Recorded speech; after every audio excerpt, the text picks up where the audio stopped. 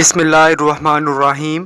محمد بن حمیر نام کے ایک بزرگ تھے، صوم و صلوات کے پابند، دن روزوں سے گزرتا اور راتیں قیام میں، مگر انہیں شکار کرنے کا بھی بہت شوق تھا۔ ایک روز شکار کے ارادے سے نکلے۔ جب وہ ایک ویران جگہ پہنچے تو ان کی سواری کے سامنے ایک سانپ آ گیا اور اپنی دم پر کھڑا ہو گیا اور بڑی لجاجت سے کہنے لگا، اے محمد بن حمیر، خدا کے لیے مجھے میرے دشمن سے پناہ دے دیجیے۔ اللہ آپ کو عرش عظیم کے سائے میں اس دن پناہ دے گا جس دن اس کے عرش کے علاوہ کوئی سایہ نہ ہوگا۔ مجھے دشمن سے بچا لے ورنہ وہ میرے ٹکڑے ٹکڑے کر دے گا۔ حضرت محمد بن حمیر رحمۃ اللہ علیہ نے پوچھا کہ آخر تو ہے کون اور مجھ سے پناہ کیوں چاہتا ہے؟ کہنے لگا مسلمانوں میں سے ہوں اور لا الہ الا اللہ کی گواہی دی۔ چنانچہ میں نے اس کے لیے اپنی چادر کھول دی اور کہا کہ آؤ اس میں چھپ جاؤ۔ کہنے لگا یہاں نہیں، میرا دشمن مجھے دیکھ لے گا۔ اس نے کہا پھر میں تجھے کہاں چھپاؤں؟ وہ سانپ کہنے لگا اگر آپ نیکی کرنا چاہتے ہیں تو مجھے اپنے پیٹ میں پناہ دے دیجیے۔ اس نے کہا مجھے ڈر ہے کہ تم مجھے مار نہ ڈالو۔ کہنے لگا نہیں، قسم با خدا میں ایسی حرکت کبھی نہ کروں گا۔ اللہ مجھے دیکھ رہا ہے اور اس کے سارے فرشتے جو کچھ ہم کر رہے ہیں اس پر گواہ ہیں۔ حضرت محمد بن حمیر نے اس کی قسم سے مطمئن ہو کر اس کے لیے اپنا منہ کھول دیا اور اسے اپنے پیٹ میں جانے دیا۔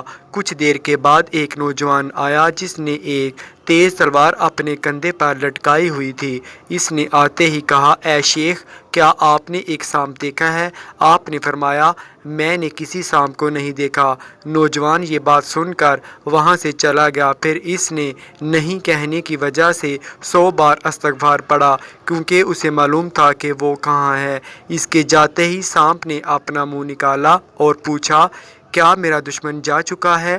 آپ نے فرمایا ہاں وہ تو جا چکا ہے، اب تو بھی میرے جسم سے باہر آ جا کہ مجھے کافی تکلیف کا سامنا کرنا پڑ رہا ہے۔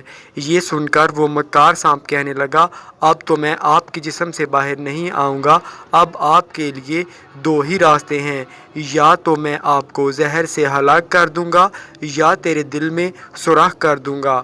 آپ نے اس سے کہا تیرا وہ وعدہ کہاں چلا گیا اور تیری وہ قسمیں کہاں گئیں؟ سانپ نے کہا آپ بہت احمق ہیں، آپ نے نیکی کے لیے میرا انتخاب کیا، آخر آپ نے میرے ساتھ احسان کیوں کیا؟ آپ کو مجھ سے کیا لالچ تھا؟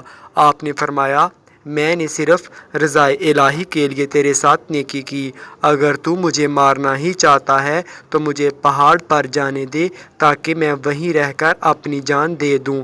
سانپ نے کہا ٹھیک ہے۔ چنانچہ آپ پہاڑ پر آئے اور موت کا انتظار کرنے لگے۔ زندگی سے مایوس ہو کر آپ نے اپنی نگاہیں آسمان کی طرف بلند کر کے یوں دعا کی، اے لطیف اپنے لطف خفی سے مجھ پر مہربانی فرما، آج مجھے اپنی اس قدرت کا کرشمہ دکھا کہ تو مستوی تو عرش پر ہے۔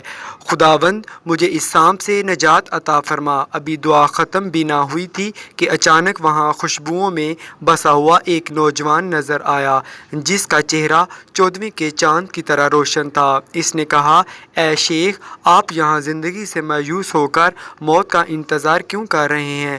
انہوں نے سانپ والا سارا واقعہ بیان کیا اور کہا اب بھی سانپ میرے پیٹ میں موجود ہے، میں نے تو اسے دشمن سے بچانے کے لیے پناہ دی تھی مگر یہ مجھے مار ڈالنا چاہتا ہے۔ اس نوجوان نے کہا میں آپ کی مدد کے لیے آیا ہوں۔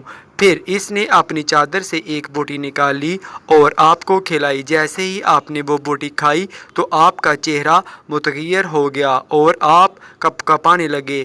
پھر اس نوجوان نے دوبارہ وہی بوٹی کھلائی تو آپ کے پیٹ میں شدید ہلچل ہوئی اور درد محسوس ہونے لگا۔ پھر جب تیسری بار وہ بوٹی کھلائی تو سانپ ٹکڑے ٹکڑے ہو کر جسم سے نکل گیا اور آپ کو سکون حاصل ہوا۔ آپ نے اس نوجوان سے پوچھا اے میرے عظیم محسن، آپ یہ تو بتائیں کہ آپ کون ہیں؟ وہ نوجوان کہنے لگا کیا آپ نے مجھے نہیں پہچانا؟ میں آپ کا نیک عمل ہوں۔ جب سانپ نے آپ کو دھوکہ دیا تو آپ کی جان کے در پہ ہو گیا تو تمام ملائکہ نے اللہ سبحانہ تعالیٰ کی بارگاہ میں عرض کی، یا اللہ اس کو سانپ کے شر سے محفوظ رکھ۔ چنانچہ اللہ رب العزت نے فرمایا، مجھے اپنی عزت و جلال کی قسم، میں نے وہ ساری حرکتیں دیکھ لی ہیں جو سانپ نے میرے بندے کے ساتھ کی، اور پھر مجھے حکم دیا کہ اے فلاں بندے کے نیک عمل، جنت کا ایک سبز پتا لے کر میرے بندے محمد بن حمیر کے پاس پہنچ اور اس کی مدد کر، اور اس سے کہہ کہ تو نے مجھ ہماری رضا کی خاطر نیکی کی، جا تیری اس نیکی کے بدلے ہم نے تجھے احسان کرنے والوں میں شامل کر لیا، اور ہم تیرا انجام بھی محسنین کے ساتھ فرمائیں گے، اور ہم تیرے دشمنوں سے تیری حفاظت کریں گے۔